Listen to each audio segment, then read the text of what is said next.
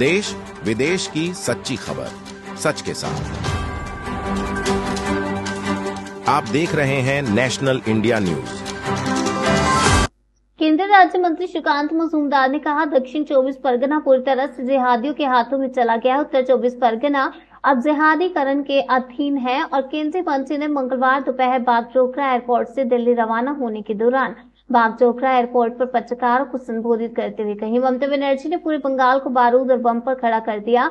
ऐसा नहीं हो सकता कि पुलिस को पता ना हो। ममता बनर्जी ने पुलिस को चुप करा दिया और मैं दिल्ली जाऊंगा और गृह मंत्री को पत्र लिखकर एनआईए जांच की मांग करूंगा। मुख्यमंत्री ममता बनर्जी द्वारा क्लस्टर की घोषणा को लेकर केंद्रीय राज्य मंत्री ने कहा कि क्लस्टर अब पूरे राज्य में बम विस्फोट है। और मुख्यमंत्री ने कहा कि अगर आज अटल बिहारी वाजपेयी नहीं होते तो वे किसी पंचायत में बैठे होते। मुख्यमंत्री किसी भी धर्म का पालन नहीं करते, यदि करते तो इस धर्म पर राजनीति करने वालों के साथ इस प्रार्थना में शामिल नहीं होते।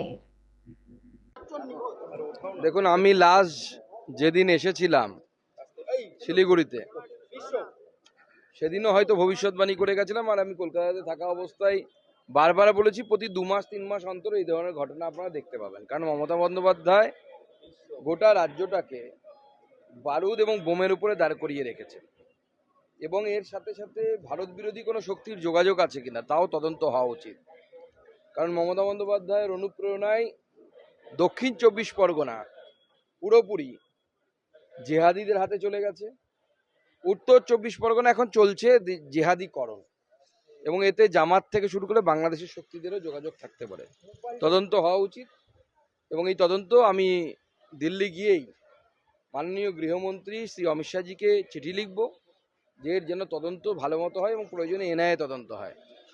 থানা পঞ্চায়েত বিধায়কের অফিস ওইখান থেকে 10 মিনিটের রাস্তা, তাহলে কি তারা জানতো? সবাই জানতো, তাছাড়া হতে পারে পুলিশ জানতে পারে না? এতটা অপদার্থ আমাদের পুলিশ, পশ্চিমবঙ্গের পুলিশ, এটা হতে পারে? হতে পারে না। মুখ্যমন্ত্রীর নির্দেশে পুলিশ চুপ করেছিল, পুলিশ সব জানে, পুলিশ জানতে পারে না? এটা হতে পারে না। ক্লাস্টার এখন রাজ্য জুড়ে উন্নয়ন, তো ক্লাস্টারের উন্নয়ন, বোম ফাটান সব জায়গায়।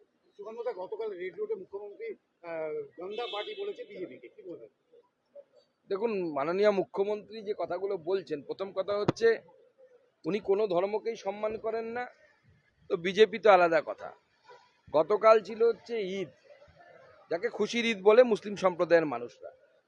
পবিত্র কোরআন শরীফ বলছে যারা রোজা রাখেন অর্থাৎ রোজাদার, তারা বাদ দিয়ে এই ঈদের যে আনন্দ বলুন, ঈদের যে নামাজ বলুন, তাতে অন্যদের উপস্থিতি একদম হচ্ছে বেআইনি, মানে কোরআন অনুসারে বেআইনি, অর্থাৎ অধার্মিক।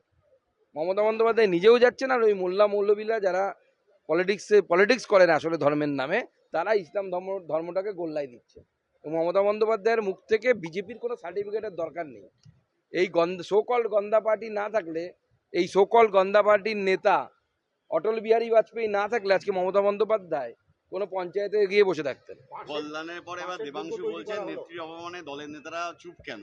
কোথাও কি আবার সেই আদি আর 90 লড়াই ঘুরপাতে শুরু হলো? ভেতরে অনেক লড়াই আছে, অপেক্ষা করুন, 26 আসতে দিন, আরো অনেক কিছু দেখতে পাবে।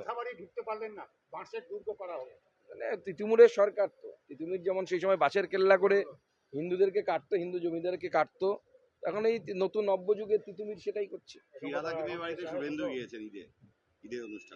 সে যেতেই পারে, ওনাকে যদি আমন্ত্রণ করে তাহলে অবশ্যই যেতে পারে, না যাওয়ার কি আছে?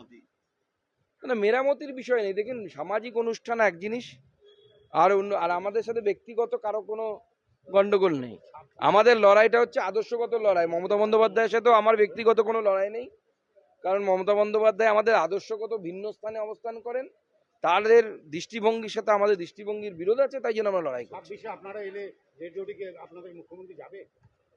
হাইপোথেটিক্যাল কোশ্চেন, আগে সরকার তৈরি হোক, তখন ভাবা যাবে। তবে এটা ঠিক, রেড রোডে যেরকম নামাজ হয় সেরকম রেড রোডে এইভাবে রামনবমীও হবে। আজকে থেকে 750 ওষুধের দাম গোটা দেশ জুড়ে বাড়ছে। না, আমরা খবরটা দেখেছি, তার বিশেষ কি কারণ আছে আমরা কথা বলছি, প্রয়োজনে আমরা মাননীয় প্রধানমন্ত্রীর কাছে আর্জি জানাবো।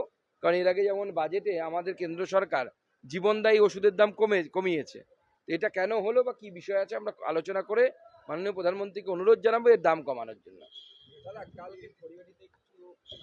না না, খড়িবাড়িতে তো আবার হিন্দুদের ধর্মীয় স্থান অপবিত্র করার চেষ্টা হয়েছে। বাংলা জুড়ে হচ্ছে, হবে, আমি বলছি তো আপনাকে। যত ভোট এগিয়ে আসবে তত বেশি হবে, কারণ মমতা বন্দ্যোপাধ্যায় চাইছে পোলারাইজেশন হোক। কারণ মমতা বন্দ্যোপাধ্যায় দেখেছেন, বা আমরাও দেখেছি, রাজনৈতিকভাবে হিন্দুরা পোলারাইজড হয় না, মুসলিমরা পোলারাইজড হয়। মুসলিমরা মমতা বন্দ্যোপাধ্যায়ের ভোট ব্যাংক, সেই জন্য করবেন, উনি করাবেন এটা। স্থানীয় মানুষ আতঙ্কিত, সেই জন্য হিন্দু সমাজের কাছে আমাদের আহ্বান, রামনবমীতে সকলে একত্রিত হন, হিন্দুরা একত্রিত হয়ে নিজেদের ধর্ম সংস্কৃতি বাঁচানোর জন্য লড়াই করুন। কারণ এই বাঙালি হিন্দুর কাছে এই লড়াইটা শেষ লড়াই, এরপরে আর বাংলাটাও থাকবে না আপনাদের হাতে। কারা করছে তো বোঝাই, এটা আবার বলার কি আছে, সবাই জানে কারা করে। যারা অন্য ধর্মকে মানেই না, অন্য ধর্মের অস্তিত্বকে স্বীকার করতে চায় না, তারা করছে।